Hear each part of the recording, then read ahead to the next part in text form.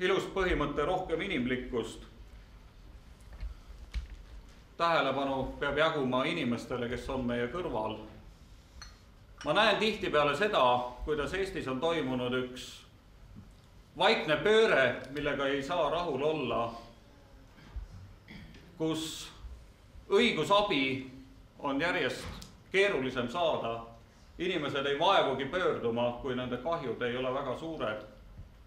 Või siis need lood, mida ma mõne siin viibiva inimesega ka olen natuke kogenud ja rohkem kõrvalt näinud, kuidas kas või väga lihtsad protseduurid ühe mittetulundusühingu ümberregistreerimisel nõuavad mitmekuulist inimese jooksutamist selle asemel, et ametnikkond tuleks vastu. Nii et see puudutab nii meie isiklikke väärtusi, aga see puudutab ka riigi suhet inimesse.